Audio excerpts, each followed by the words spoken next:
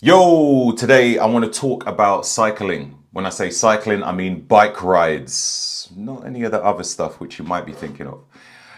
I know lots of people have a love and hate relationship when it comes to cycling or even cardio, should I say.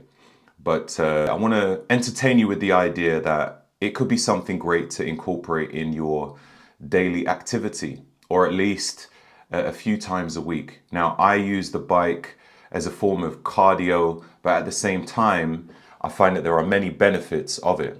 I'm going to go through some notes to run through it. The first thing is cardiovascular health. Obviously, cardio in itself is great.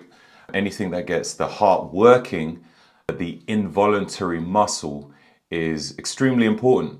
As you know, many people do suffer from heart disease at a later stage in their life, and sometimes early when they shouldn't. Cardiovascular health is super important. It definitely does lower the risk of cardiovascular disease. But another thing I would say is a great benefit is it's low impact. I found that I used to sprint when I was younger, but then as I started to get a little bit older and I started to put on more weight, I found that I was having lots of issues with my knees.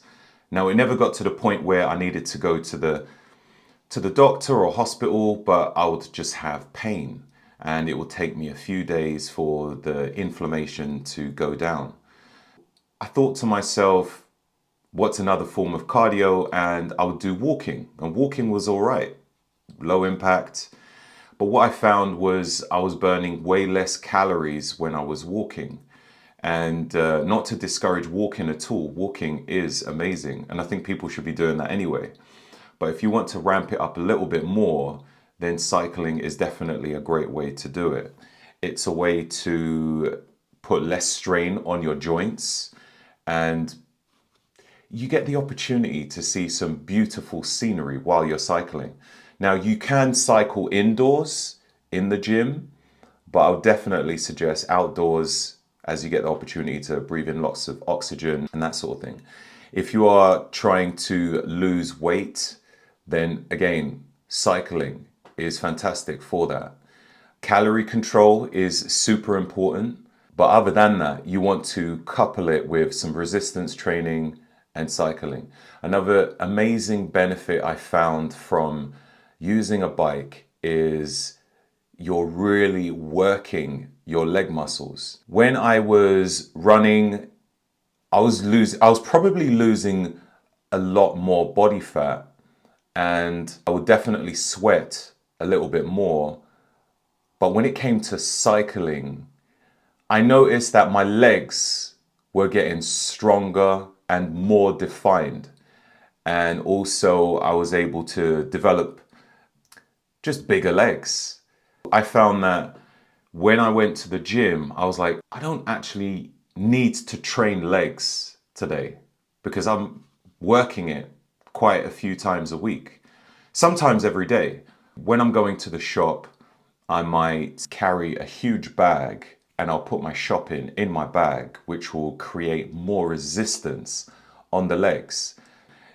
It not only works your quads, but it works your glutes as well, and also your hamstrings. And it's said that it can work your calves, depending how your feet are on the pedal.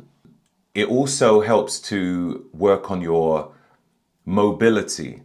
There's a lot of movement required with cycling, so mobility and more flexibility, just in the movement itself, it's definitely something to add. What I would say as well is if you are going to use the bike, some people don't have a bike, but if you decide to get one, I would say it's really important to try and set clear goals. Just like with going to the gym, some people, they get a bike with the intention of using it, but they don't really set a plan as to how they're going to use it. They just think it's a good idea for cardio, and they use it for a little bit, and then afterwards they lose interest because they haven't incorporated it in their plan. For myself, there are many cycle paths where I live, so I tend to decide which cycle path I'm going to take, and then I'll take that route. If you don't have a cycle path, then still there are many apps, can't remember them off the top of my head, but there are many apps which you can download where you can actually set destinations and go for a cycle. Just make sure you've got some safety equipment like a helmet. If it's cold, then you might want to wear some gloves. When I cycle in the winter time, I get cold hands, cold ears, and also my feet because I wear Vibrams and they're quite thin.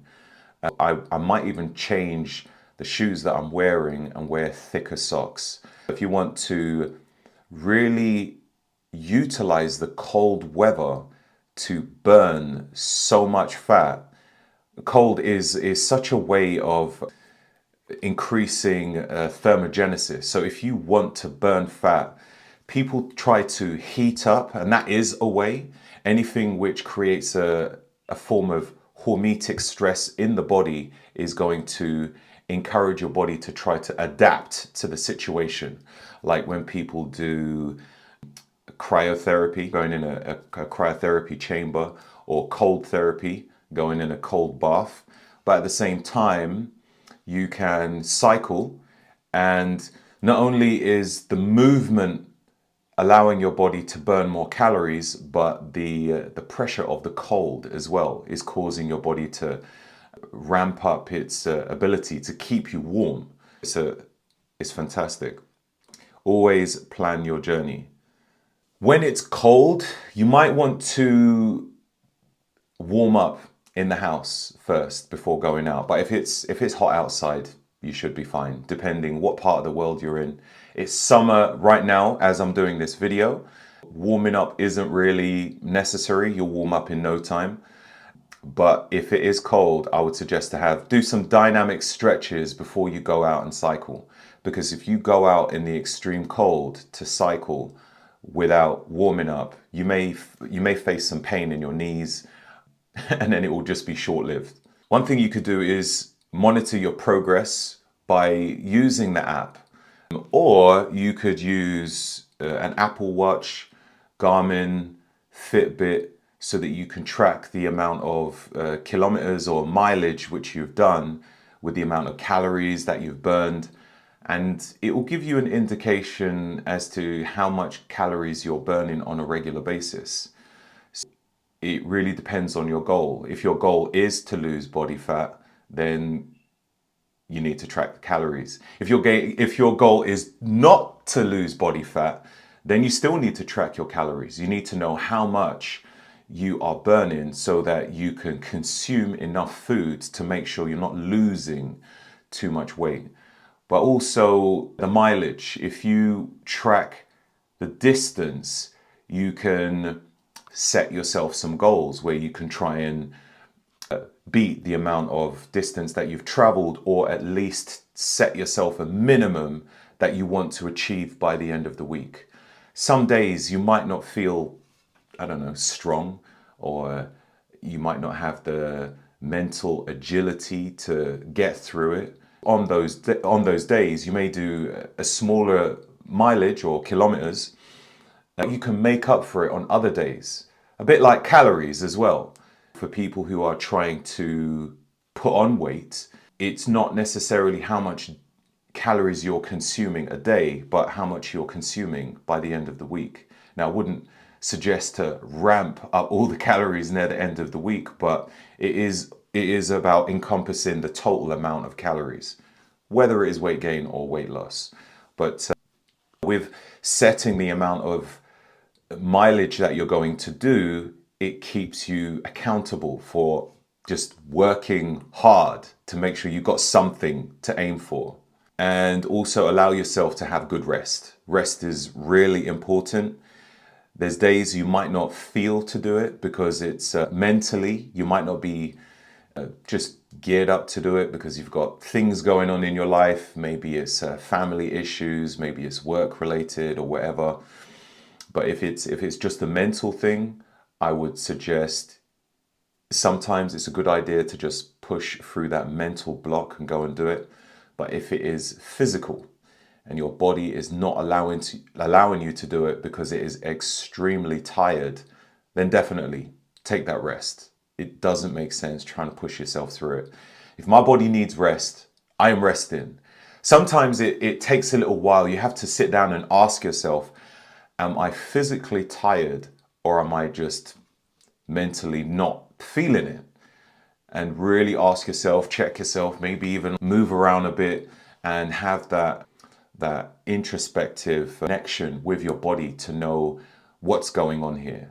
But recovery is really important, especially if you're doing resistance training on a regular basis, throwing in cardio as well. The body is going to get tired. Obviously, eating the right food for repair, to get rid of those free radicals and oxidative stress, but at the same time, good sleep, rest, and recover.